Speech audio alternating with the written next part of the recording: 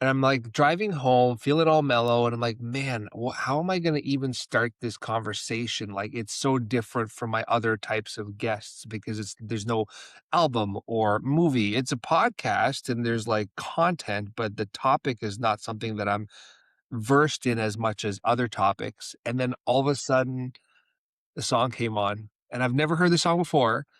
It's, I'm just gonna read the lyrics. It's Cracker, the song is Get Off This, and the chorus, which basically just was like, boom, lightning bolt, this is what I'm doing. Let's get off this and get on with it.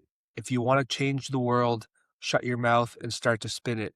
Get off this, get on with it. If you wanna change the world, shut your mouth and start this minute. I love that. I know that song. It's a good one. Um, what I love about the project too, and what I love about the podcast is it is actually one of the biggest things that we were hoping for and that we put into it while we were making it is that we wanted it to be accessible for people who have never engaged in the topic before.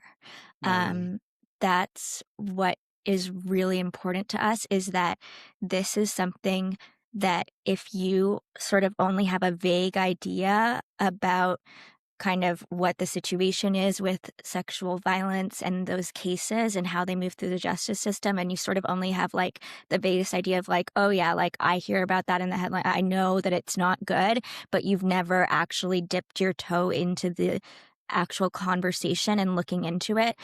We want the show to be for those people because it is a really big topic and it's a hard conversation. Um, but it's also a really important one, and it should be something that is for everybody. It is something that we should all care about. Um, and so the show is designed so that it can be accessible to everybody and so that the information is information that we're all learning together, so that we can all have a better idea of what is happening right now so that we know kind of what we want to do in the future. Because again, I believe really strongly that we need to know what a problem is and understand a problem before we can step forward into changing it. The legal mhm. system is really complicated. And so we kind of have to demystify it Yeah. before we can actually properly move into changing it and I think having mass movements of success to change it starts Yeah. with demystifying how it works. You know what's funny is you said something there that kind of perfectly ties together or maybe tees up our conversation because there's actually three elements, not one. It's the justice system or the legal system. It's like the actual act of something happening to someone, and then there's also the dealing with having had that happen to you, right? There's three very complex layers to this, and I want to kind of go into each one. But first, just so that we are setting the tone, it's Mhm, called the Defendants Podcast. It's a mhm, 6-part miniseries. mhm. It is done by you and an amazing team of other contributors who I'll let you, talk about without me ruining it. But it's really about, as you said, demystifying or maybe removing some of the taboo around sexual assault and violence. Is that correct? Yeah, so really what it is, it's about how sexual assault cases move through the justice system and why it so often doesn't work. Because Right. most of the time, those cases move through the justice system and are not able to find what people would call success, Yeah. meaning justice, really. You tried these cases enter the justice system or try to find, the best way to describe it would be a guilty verdict, right? As that's kind of how people traditionally understand success in the justice system. That very rarely happens with sexual assault cases. So the show is trying to unpack okay, why is it that it's so hard for these cases to get to that point? And Right. then what actually does justice really mean in the aftermath of sexual violence? Yeah. And So just to be clear, you're talking you and I are both in Canada, the justice system within Canada, or is this something that it can apply that can apply to other countries as well, even though justice systems technically are different everywhere? Yeah, so the show really focuses on the justice system that exists in Canada and the United States, because the justice system is very like our justice system in Canada and the United States is very similar. So it is a show that focuses on those systems. Our justice systems in Canada and the United States were born out of the British system because we were colonized by Britain. And when you get colonized by a country, you that's the law system that you end up adopting and using. Yeah. So it also sort of matches.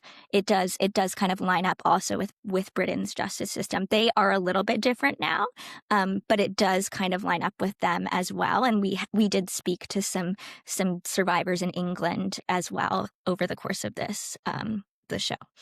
Cool. I mean, I heard the Mhm. first episode. That's the only one I was allowed to hear, so I checked it out. I was surprised that it was shorter, but I was also happy that it was shorter because it made it easier to consume the whole thing and then be ready for a conversation. So like I think it was about 25 minutes, which is a really like solid amount of time to be able to dive into it. There were two other things I really liked. One was it felt very chill. And now that I hear your voice and I know that you're narrating this thing, like it felt very mellow. It didn't feel attacky. It felt more like plain speak, and not in a negative, like monotonous way. Plain speak, and these are the facts. We're just having conversations, and then you also immediately address the fact that this isn't something specific to a certain gender, that this befalls men and boys as well, and other communities too, so that it's not like a one-sided. This is kind of like all types of sexual assault. Yeah. Um, really the goal, like the vibe that we were really trying to capture is that I'm going to take your hand and I'm going to guide you through this conversation as the listener. That's so I'm happy that you felt that as you were listening. The episodes are all like compact, so they're 25 minutes because again, it's a hard conversation.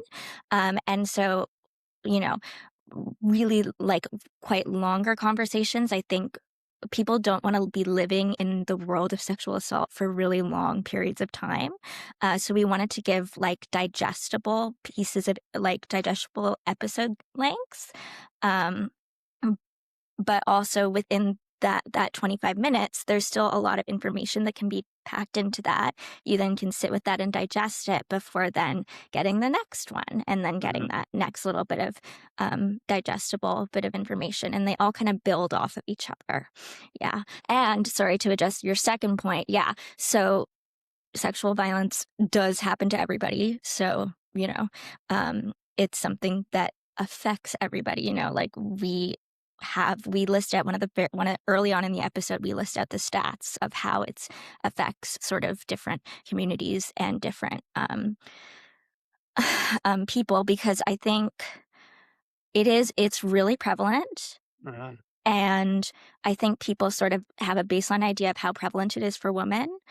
It also is prevalent for men. I think people don't always know that because there's a lot of stigma attached to sexual assault with men.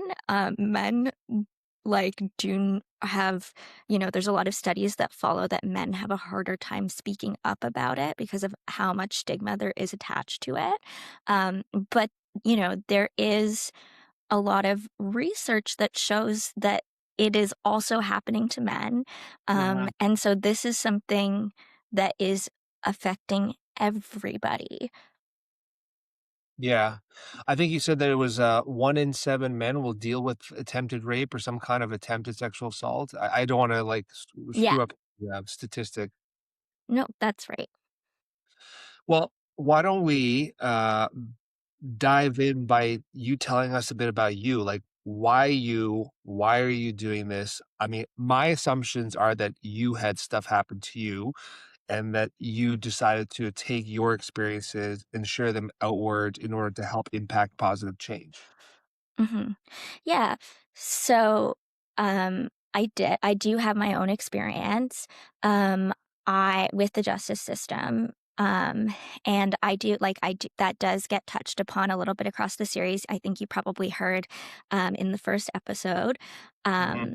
Um, but, you know, most of sort of what I talk about in relation to myself across the series is my experience with the justice system because Okay.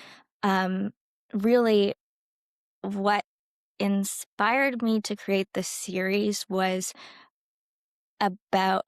how going through the actual process of trying to get justice was so challenging and how Yeah. difficult and how long and how ridiculous and sometimes even comically so that process was and how stepping into it was almost like stepping into another world where I had to learn sort of like a new language to understand. I had to sort of get really good at understanding legal jargon and figure out how to read legal documents and legal contracts and um, all of a sudden you sort of are faced with like being thrown into a world that people go to school and get a degree for to understand, and then you sort of have to really quickly sort of figure out how to navigate it and kind of like hold on for your life. Yeah.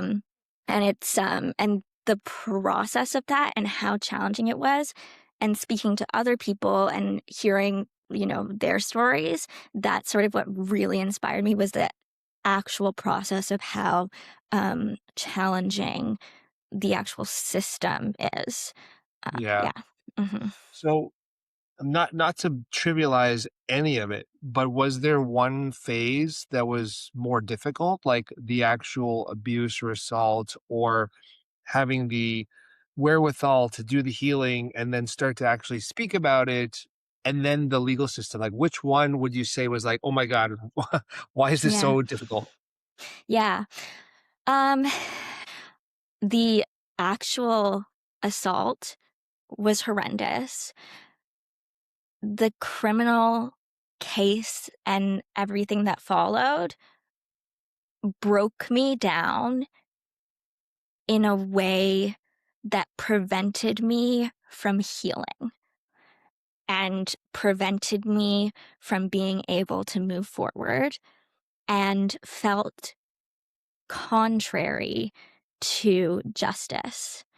And I was looking like I wanted justice, but the way the system was set up felt contrary to that. And that, I think, is something that we should be looking at as Yeah. a society, because I think there are a lot of people who feel that way. I've spoken to a lot of survivors over the course of the 2 years that I've been making the show. And in the aftermath of such an intense trauma, a lot of people feel really, um, you know, the event is such a horrendous, horrible event. You do want a level of justice afterwards. But what that justice looks like isn't necessarily the legal system, because a lot of the times the legal system as it stands is not giving anything that lends towards what feels like any kind of true justice. Yeah, I totally understand, and all the experiences are different. I've never experienced this personally, like, happening to myself, so I don't even know what you have, gone through. I can't even imagine it. I've had my own types of, trauma befall me, and I know that part of, like, for me at least, the single biggest part of the healing was being able to talk about it, being able to, whether that's with my partner or a therapist or multiple therapists or my friends or family, whoever would listen, being able to just talk it out and get it out, even internally, right? Talking to yourself, meditating, praying, whatever one does, that is such a important part of the healing process. Are there are there a lot of people that maybe don't know how to use those tools to help themselves, and then they put too much weight in the justice system or too much weight in, like, a, something happening to the other person rather than trying to control it themselves? It's an interesting question. Um, I think that you have to. So, what I will say is a lot of people do not even bother trying with the justice system.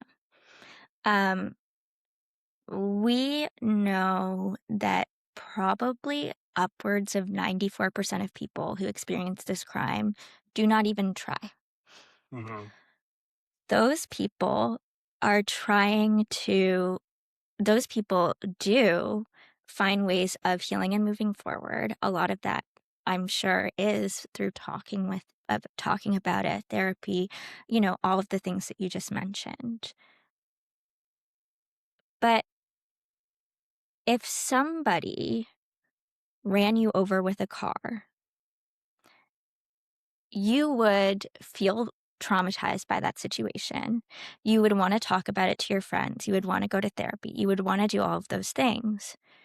But we as a society would then say, oh, that person who ran you over with a car, they need to have, they need to take accountability for the fact that they did it. So while yes, I do think that it is important that people are able to seek therapy and speak to friends and all those things, I also think that we don't want to live in a world where we're not able to hold people accountable for harming others. And I think that right now we live in a world where this is a crime, a crime that impacts people often for the rest of their lives, and that we seem to be unable to hold people accountable for. And so I think it's two separate things. I think it's, yes, everybody should, talk about it and do all those things. And also, it's not wrong to want to hope that there will be accountability. I Mhm. also think talking to people who have been through it, that talking to a lot of people who've gone through it, most people who go through it don't have a lot of necessarily faith that the justice system will provide them with Yeah. with like good justice, or if they do have it at the beginning, they lose it really quickly. Like they very quickly they realize, oh, this process is not going to be great for me, and so Mhm. then they start turning to other things and other ways to help them while they're going through it. So I think that the problem of like holding stock in the justice system isn't too much of a problem, and like people being Right. too reliant on it isn't too much of a problem, because it just isn't, like people just don't believe that it will happen, Yeah. which is sad, honestly. Like it's supposed to be something that um it's a justice system that is supposed to be of the people and for the people should be of the people and for the people. It's Yeah. sad that everybody doesn't believe in it at all. Well, you kind of addressed that in the first episode too, where you said that towards the end of all of this stuff that your lawyer or one of the lawyers said, like, you now officially have like, an unofficial doctorate in legal system because you had to do so much work, which is mind blowing that if something happens to someone and there are lawyers and there is a legal system that's designed to represent them, they shouldn't have to do all that stuff. If I'm going to a burger joint to get a burger, I shouldn't have to go into the back and like prepare the patty and cook the burger and then serve it to myself. It sounds like you had to do so much of that during your procedure, during the whole ordeal. Yeah. Um, yeah. And I think that that's unfortunately inevitable, especially when you go through a criminal case. When you go through a criminal case, you don't have a lawyer. I think a lot of people, that's one of the main things that I want people to understand who don't have a lot of knowledge about the justice system when it comes to this, is that people think that um, prosecutors are lawyers for victims. Hmm. That is not true. Victims do not have lawyers in the criminal justice system. Um, they are a witness for the prosecutor. The prosecutor is prosecuting a case on behalf of the government, and the victim is sort of a witness for the prosecutor. So you end up being a witness to your own crime. That's how that's set up. And it's not Okay. really the prosecutor's job to help it's not it's kind and it's nice for the prosecutor to help the victim and prep the victim and, stand up for the victim's rights, but it's not really their job. They're not obligated to do that. And so the criminal justice system is where victims really end up floundering because there isn't really anyone who's there specifically standing up for what they want and what their rights are. Um, Victims also really flounder there because one of the main things that will happen if a case goes to trial is that you'll be questioned by the lawyer Mhm. for the accused individual, and that's called a cross-examination. Um, if you had a lawyer, you would prep for a cross-examination for days. Yeah. You would practice for hours, for days. You would practice and practice and practice. A prosecutor cannot really help prep the victim for this because if they help prep a victim too much for that, it can be considered leading a witness and it can be considered witness tampering. And then the case can get thrown out. So victims will often walk into the cross-examination completely unprepared for what's about to happen to them. And that cross-examination where they're being essentially, you know, picked apart on the stand, that's where a lot of people end up feeling really, really, really violated and traumatized. Yeah, I can only imagine. Mhm. It's so funny because, I really want to focus on, mindset. I'm always trying to understand how people got to where they are through, like, the hard work, the hard times, the long days, like, whatever it is that they've experienced, how they kept going, the tools, the trick. You seem to wanna focus on, excuse me, the justice system, which is okay, and I agree with Mhm. you. So, with my question before, what I was trying to tee up was, I guess, both of those things where I wasn't saying that one is worse or more important than the other. I had a guest on recently, Catherine Harrison. She did the largest, well, it's the first of a kind, a very large first of a kind multi-year study of mental health in the Canadian music industry. And during our conversation, we talked about some of the facts, and overwhelmingly, there's a lot of issues. There's a lot of issues within the music industry on all levels that are causing a lot of mental health. And I said, I get that. And systematically or systemically, we need to change for sure. But we also have this weird ability as human beings on this planet to be within a system without a system, meaning you can be in that ridiculous, horrible system, but then give yourself all kinds of tools and armor to be less likely to be impacted by that. And I think that's Mhm. what I was trying to say was I'm not saying Yeah. the legal system doesn't need to be addressed, but like what can individuals do to help themselves to have a better chance of continuing to lead a really happy, healthy life?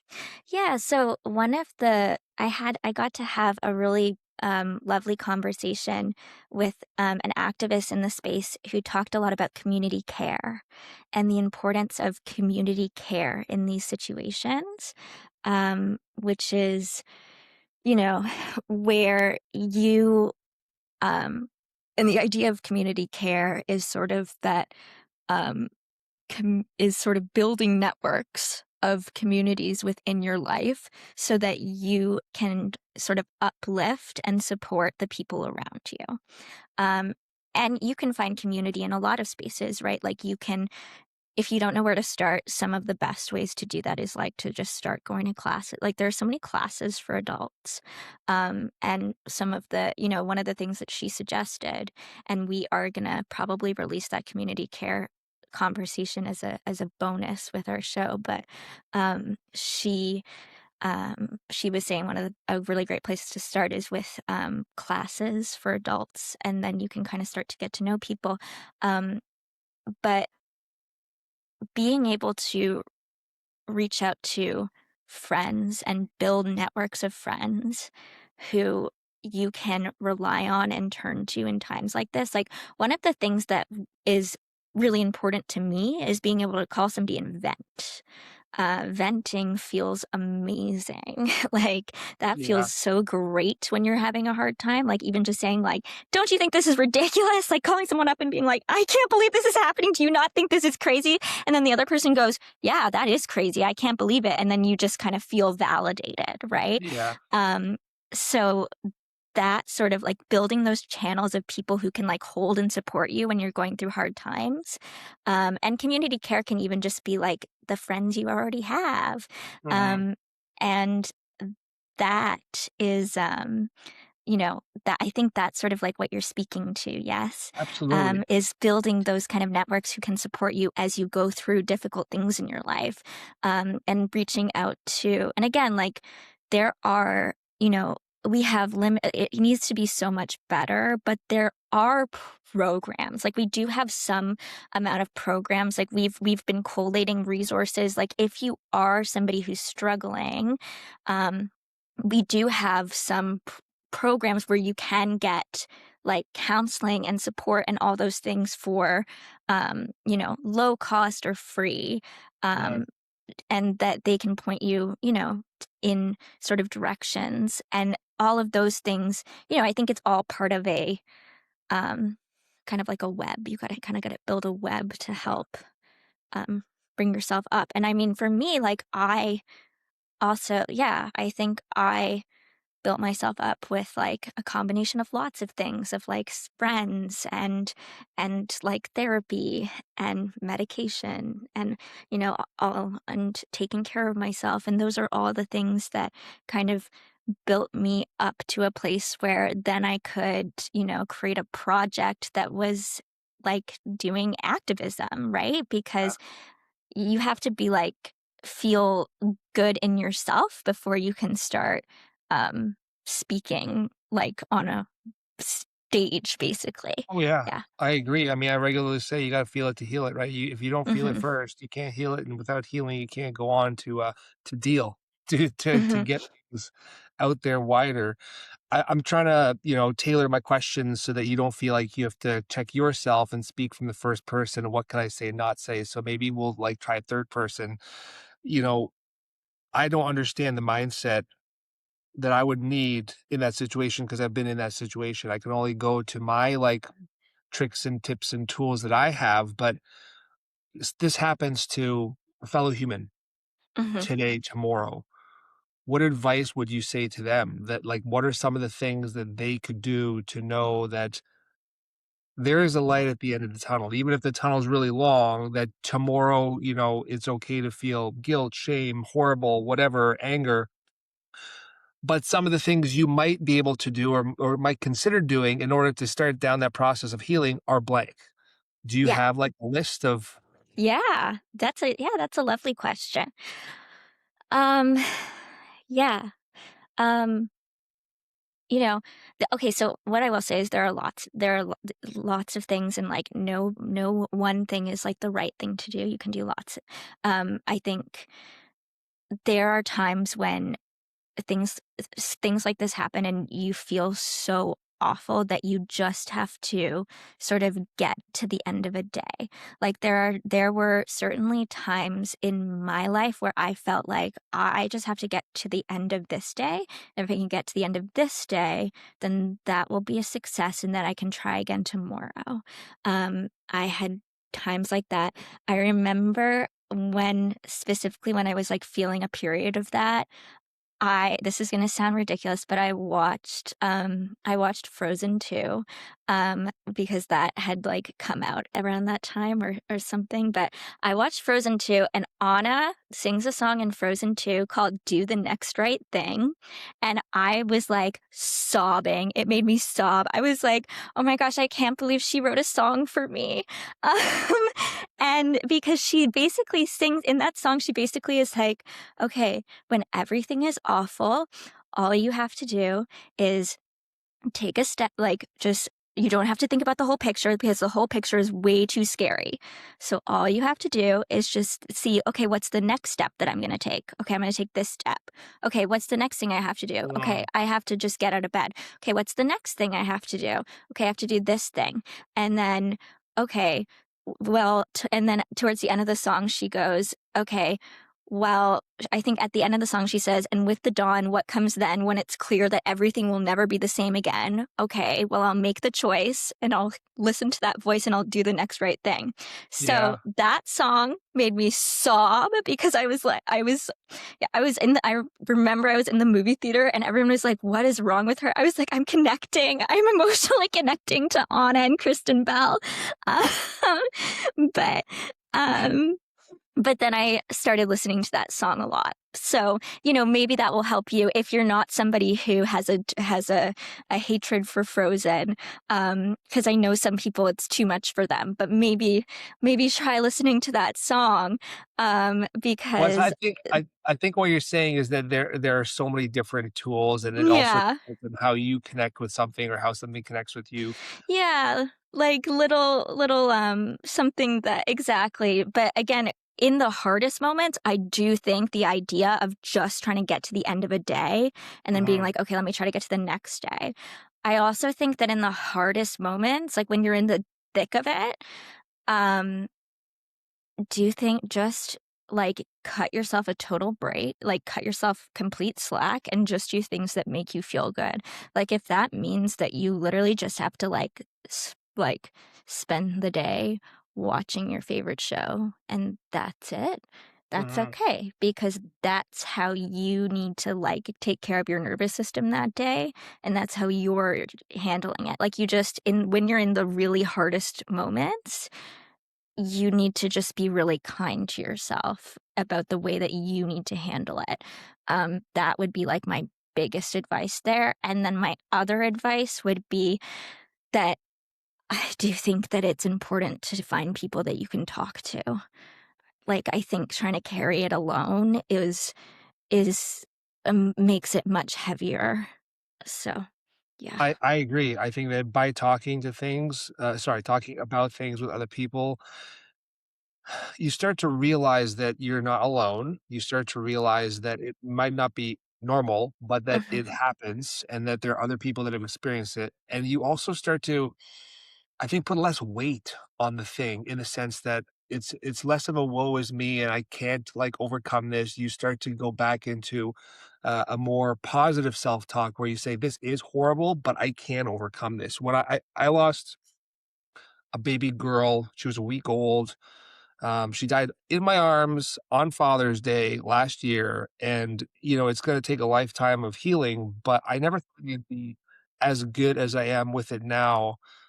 Not that I'm good with it, but, like, I didn't think I Yeah. was as healed with, had I not been already doing so much work on myself and had the ability to go inward and talk about it and look for Hmm. community that have experienced this thing, and by doing so, you let the energy out. You start to I don't wanna say normalize because it sounds so wrong, but you Yeah. just feel good with it, you start to feel better with Yeah. Yeah. I also think um I think that in the aftermath of something really traumatic, like, losing someone, especially like I'm so sorry, like losing a child, or, sexual assault, which is a very different experience, but Yeah, again, traumatic equally experience. horrible, yeah.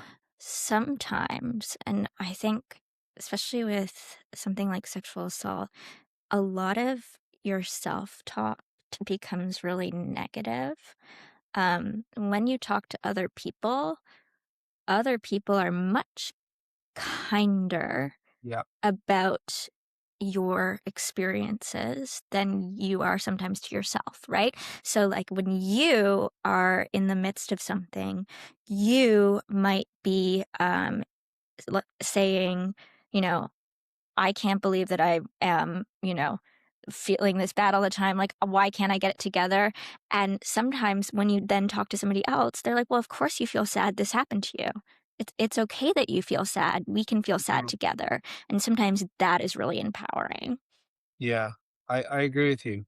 I love that you also brought up Frozen. So I have, in my own children are 5 and 8. I have 4 in this house, but 2 that are physically mine, and they grew up with Frozen 1 and Frozen 2. There's a lot of Frozen, probably more than I wanted in the house, but it's not about me.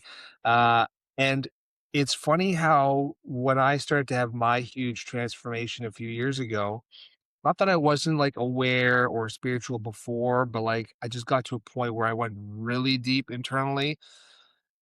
I started to realize that in the first movie, they were talking about letting it go, right? Let it Mhm. go. That Yeah. became Mhm. so monumental for me and still is. And then the second one was Into the Unknown, Yeah. which you have to let it go and you have to be bold and go into those things. And it's Mhm.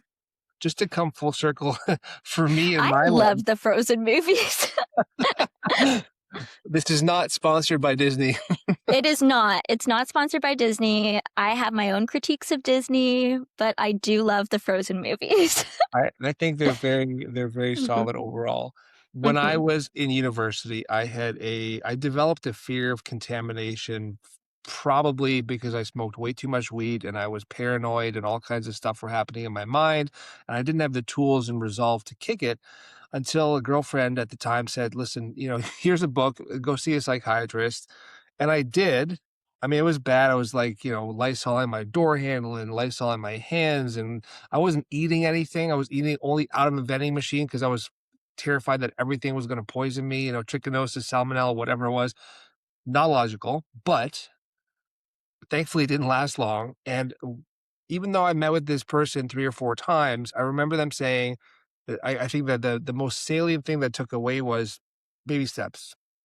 You have to think about it like baby steps. Here's your problem, here's the solution. The only way to get there is to go there, and if you take one little baby step every single time, you're now that much further away from the problem and that much closer to the solution. And once you get to about the halfway point, you look back and you're like, well, it's the same amount of space to get there. So why would I go back? So really in your mind, I start to say for every problem that I have, just figure out how to take the baby steps just to start the momentum and then Mhm. get yourself to that halfway point and everything will be good.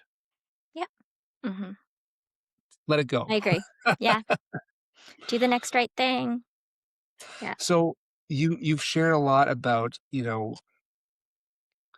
the mindset around this without being able to specifically talk about your experience. And I don't want to harp on it too much. I think the bottom line when it comes to anything traumatic is that community helps, conversation helps. You just have to be honest with what happened to you. You have to be honest with the experience and your feelings of that experience, and then just start to, I guess, digest those and then export them, export them Yeah. outward. Yeah. I mean, I also will say, like, sometimes things are too big for just talking alone. Like, sometimes you need more help than that. Um I'm on medication. I take meds. I and that really helped me. Like, I used to not sleep and now I take, and then I was able to, and a lot of that came from, like, PTSD, and, like, I had crazy nightmares. I used to never sleep, and I thought, like, I need to muscle my way through it, but in the end, it just, like, wasn't reasonable. And so I'm somebody who takes medication to sleep because, and, maybe at some point I'll be able to stop that, but there are times when something is beyond what just, talking and things can solve. So sometimes you do need to, like, turn to doctors and say, like, this is beyond what one can function with. Yeah, I mean, that's a great point. This is by no means like, any form of, Mhm, medical advice or mhm, thereof. Not every experience is the same, not everyone reacts the same, and not everything works the same for people in order to heal, and, you said something that I didn't even think about, which was medication or things to, help after the fact. So, bottom line is seek out resources for yeah, your particular situation and see what mhm, works for you. Um, I don't wanna fumble through, like, the trauma around sexual assault because you know this and I don't, but why don't we do what I think you really want to do, which is talk about a bit more of the justice system and, like, what can even happen there, like, what it's like. The first episode, I remember there was a point where someone said, "If you're gonna come forward with this, before you even talk to the police or file a report, like, maybe talk to a lawyer, because when you open that can, there's just so much that comes, like, piling or pouring out with it." Um, Mhm. and everyone has seen the headlines. I really think that the whole thing started with the Me Too movement and then Weinstein going to jail, but now there's like a lot more visibility on, and you see them in the press release for your show. Diddy, Epstein, Hockey Canada, Jacob Hogger from Headley. There's so many different names that have been in the headlines associated with this. Um, is it something that's getting a lot more attention now? Is there something that's a lot more focus on it? Are we starting to see like things move in a positive direction with the justice system? You take it over. Tell me about all things legal. Yeah. That's interesting. I think the way that I think about it is that the Me Too movement was an interesting moment where um, it was probably about a year and a half when we had a moment where all of the sudden survivors and a lot of women felt like they could come forward and say, Mm, this happened to me, and that they were taken seriously, and that, you know, there were some levels of maybe like incremental changes in potentially like workplaces and like how workplaces handled things. And there were conversations being had. There then was sort of an intense retaliatory um, movement against that. And I think we're still in that moment right now.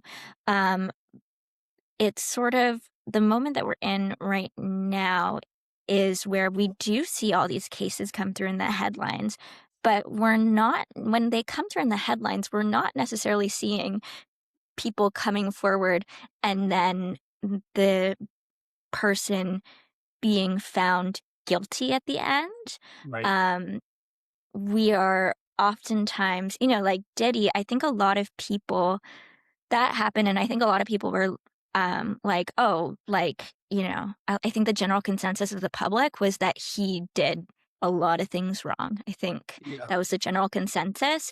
And he really only got found guilty on like very minor charges Right. at the end of the day. Most of the charges he got off on, like most of the main ones that had to do with like actual assault, they went away. Um, and right now, there's also an intense movement of when women come forward, there's a huge level of instant internet vitriol that also um, happens in reaction to that, that I also think makes people way less inclined to come forward. Um, so while I do Can think it you is in our head, sorry? Sorry, can you tell me about some of that vitriol? Like I'm online all day long, unfortunately, Hmm. with what I do. But like, what do you mean that there's vitriol and pushback on, women that come forward? Can you give me an So example? like let's think about even recently. So like for let's even think about one of the main things that, so not everybody, to be clear, not everybody does that. It's like a very specific group of people who then yell very loudly in the Right. direction. But I think one of the like best examples of that is that I think one of the industries that had the biggest response to the Me Too movement was the entertainment industry. And then recently, we've had Blake Lively came forward and said, this happened to me with Justin Baldoni. And the level of reaction and vitriol that came forward as a reaction to that was really fast and vicious and unprecedented. And, um, you know, recently, and then, as you followed it sort of like as you kind of Mhm. follow the pace, the general public, I think, a little bit lost interest, but there were diehard truthers out there. Yeah. I paid attention to that case just because I was so sort of like taken aback by how strongly people came out against her, like even sort of the general public, I felt really Mhm. strongly came out against her. And she offered a ton of proof in her at the end of the day. Like, she offered a lot of evidence, and, in my opinion, and allegedly, and that's I say that for legal reasons. And Yeah. Justin Baldoni, in my opinion, and allegedly, was not able to provide. Well, actually, he wasn't able to provide proof. They dismissed everything, all of his claims. He was not, and and recently, and I actually wrote an article about this recently, like earlier this week, actually, a judge dismissed a lot of her claims, except for the retaliation and the retaliation claims. Mhm. Those are going forward. Her sexual harassment claims, most of those were dismissed. But what was interesting is that those were dismissed on technicalities. Mm. Like, it was because, she said California law, and the movie was filmed in New Jersey, and also because she was an independent contractor, so she didn't kind of get the rights of an employee. He even said in his statement that, what she experienced was reasonable to assume that that constituted sexual harassment, but because she's an independent contractor, she doesn't get those Benefit. protections, Yeah. which is, exposes, I think, a hole in our justice system, that independent contractors don't get the right of those protections. But my whole point around that is that nobody is going to want to come forward in that industry again, because her career got destroyed by coming forward. So when you say, like, the kind of pushback and retaliation, the level of vitriol that she experienced, I think, is going to be very um, discouraging for Oh, preventing anyone absolutely. else. Yeah. Yeah, I think this is part of the complexity around all of this, and I'm by no means like taking any sides or saying that justice doesn't deserve to be served, but the truth is often so far removed from what we see. I don't know why, but I started to think about Amber Heard and Johnny Depp when you were talking Hmm. about, like, how it was the total opposite, where she was coming forward with all these claims. And not to say they didn't have, like, a violent streak within the relationship, but a lot of the stuff that she was saying proved to be untrue as well. And there are Well, people on both sides. Well, I, mhm. I could be wrong. What I'm Yeah. What's interesting with Amber Heard is that there also is, like, a very, like, Amber Heard also like, she wrote an essay about, yeah, Amber Heard is really interesting because she also kind of experienced a really intense media manipulation and twisting of what actually happened and what she was actually saying. So Mhm. I think the general public walked away with the um, feeling that Amber Heard was a liar, but Amber Heard, when you actually looked at the facts of what she was saying, like in the actual, like, documents and what he was Mhm. saying, like, she was mostly sharing, like, things that happened. And then, in this gets sort of into, and I won't get into it, but it gets sort of into, like, in domestic abuse situations, sometimes what will happen is, like, somebody will, like, somebody who is a domestic abuser will attack someone, and the person will fight back. And a lot of Right. the times, if you fight back, we have, like, a lot of stats that show that women are often, like, punished viciously for fighting back in those situations, and that Uh-huh. legally the best thing you could possibly do is to never fight back, but that's Yeah. completely unreasonable to human behavior. Oh, I So agree. that's a whole other interesting case. Mhm, 100%. I wasn't, like, trying to go into the specifics of the mhm. case. I guess what I'm trying to Yeah. do is Mhm, say that, like, mhm, it's so mhm. hard to understand the truth because on both sides of Yeah, and these cases get litigated in the public, and one of the other thing is that they get litigated in the public, and a lot of people don't actually understand how, like, again, they don't necessarily understand how the law works, and they don't understand, why should they? You have to go to, like, law school to, like, you have to go to law school to interpret court documents and things Yeah, like that. And so then people just pull out what they think, that goes on the headlines, and then that shapes everybody's opinion. So when these get absolutely. litigated in the public, it's kind of a disaster. Yeah. Well, what I was trying to say is that, like, there are so many people that do these horrible things that are not found guilty. There are also people who do not do these things, who say maybe something happened to them when it didn't actually happen, and they're so, like, deep into the lie that they will not Mhm. do the opposite. I'm not saying that any of these women are liars, but Mhm. it does happen. It does happen Yeah. where people say, "I don't want to lose this public facing argument, so I'm just going to dig in and stick with the lie." And then there's also the problem that sometimes the justice system just is totally messed up. I recently finished the Surrender Experiment by Michael Singer, and, the whole book was about letting go and meditation and yoga and also his career. I had no idea where the book was going to go. And it got to the point where this guy is like a billionaire, more or less, through just going with the flow. And then some of his former employees are doing all kinds of illegal activities with finance and whatnot.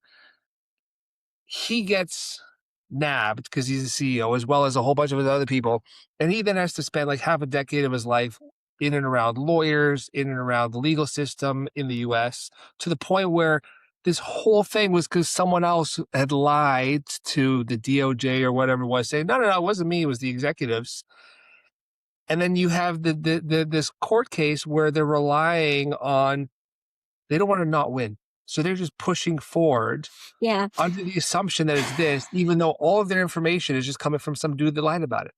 Yeah. The justice system in general is actually like a true mess. Like, I actually don't even necessarily, because again, and that gets into like like we know that the justice system is like very founded on like it's like very racist in its principle. It's like, you know, it it's incredibly punitive. People are in jail when they shouldn't be in Yeah, jail. Like, in general, the justice system is a disaster. yeah, And so like this it's very bad at this situation, but it's also bad in a myriad of other ways. And so this sort of like the goal of the podcast is that we are is to have a conversation about how it functions in this way and how we might be able to shift it in order to look at what survivors actually want and actually what justice would actually look like for them um, in that situation. The goal is sort of like to have conversations about it and for people to be having conversations about it. Um, and I think that people should be having conversations about all aspects of the justice system because there's lots of ways that it's flawed, as you were just saying. My area of expertise is this particular area of where it's flawed, but I do completely agree with you that it's just like kind of a disaster everywhere. yeah. I don't know why, Hmm. but you sparked the, Marilyn Manson quote. So when Columbine happened, um, I think this was in the Bowling for Columbine documentary. Someone said, like, "What would you say, to the survivors?" And he basically said, like, "I wouldn't say a single thing to them. I would listen. I would listen to see what they have to say." And I think that that is not just the point of this conversation, but in what you're trying to do with your stuff is share information, have a conversation, and even if you don't know anything about it and you're fumbling through, examples of Amber Heard and whatnot, that doesn't mean you have a that doesn't mean you have an angle or agenda or that you're, speaking poorly. That means you're trying to No, understand. it's like, no, of course not. And I didn't mean to. Oh, no, no, I Yeah. didn't mean that. I meant for the audience. Yeah. But the Um, but yeah, the point is that I think that we need to put the people who the crime happened to back up at the center of the Yeah, conversation and listen to what did they actually want here. yeah, And that is sort of like where that's where we kind of like that's where our 6 episodes built to. That's where our sort of like that's where we're what it is of like, okay, let's deconstruct for everybody how it works. If you've never ever encountered this, that's okay. Like, we can talk through it and we can figure it out so that we can all have a baseline understanding. Okay, great. Now we understand. Now let's hear what do people who've been through this actually want to happen? And then Mm, and from there, how can we all, like, what do we think about that? Like, what do we as a society think about what we can do to help that? absolutely. Turn trauma into healing. Um, my guests always wrap up our show with some like words of wisdom, which you will have to do before you go. But why don't you kind of end us here with this thought or this question? What is your ideal outcome? You know, you've been through this horrendous experience. Millions of other people have been through similar experiences. The justice system has a lot of issues globally everywhere. It's not just this. I mean, we could probably have like a whole separate podcast on Mhm. all the issues within power and control and the old guard and old systems, which I am hopeful will dissolve and change for the record. Uh, but with this podcast series in particular and with your work, like what would your ideal outcome be? What do you hope to achieve or to improve with everything that you're doing? I do genuinely hope that we can, you know, like, more people can have a better understanding of how it doesn't work, and that after listening and understanding, um, we can, work together to move towards a system that feels like it's actually um, giving justice to survivors and providing accountability. I give at the end of the series sort of a thought about what I think that might look like, but I also give it as an open invitation for people to, you know, offer their own suggestions and opinions so that we can build off of it, because it's going to take all of us to talk about it and to have conversations. And, like, you know, I think um there's a quote that says that we're all living in a world that somebody else imagined. Um, and I think we all need to work to imagine what we want the future to be. And in order to do that, we need to understand where we're at now so that we can talk about what we want as a better future. So I I love it. genuinely hope that the system can get better. I don't think it's impossible. I think the easiest way to do that is conversation, is dissemination of information. I do coaching as part of everything that I do with music industry and running a website and having a podcast. I also do coaching with mindset and lifestyle. And my tagline is simply get out of your mind and into your heart. You know, everyone lives in their heads. And the metaphor of that is to go inward, right? Like go inward and truly sit with yourself, sit with your thoughts, and then realize they're just thoughts and words. You are not the only person that has those crazy thoughts and words. Start talking about them. And not only will you feel better, you'll realize that other people are doing the same thing, feeling the same thing, thinking the same thing. But then you'll start to connect and you'll start to grow and you'll start to improve. And at the same time, you're raising the people around you because they're doing the same thing.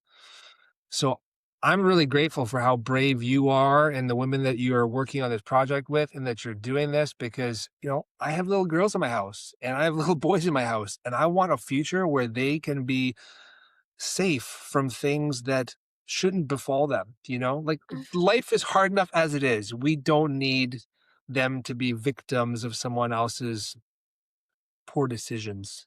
No. Yeah. hmm Thank you So so much.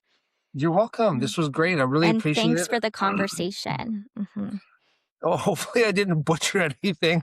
Hopefully I don't seem like I'm insensitive No, at all. oh my goodness, no. Mhm. Good. Well, Jane, tell me how we sign off today. What is the most important thing for listeners and viewers to hear from your mouth as we wrap up? I think I have 2 pieces of advice. My first piece of advice is that We end our first episode with this, and it is a quote from one of the survivors that we spoke to. And it is advice for anybody who's listening who might have experienced this. Um, and it is from a woman that we called Georgia on the show. And she says that, the best thing you could possibly do is say it out loud so that you're not holding it to yourself. And if you don't want to do anything about it, you don't want to bring it to the police, nobody ever has to do that.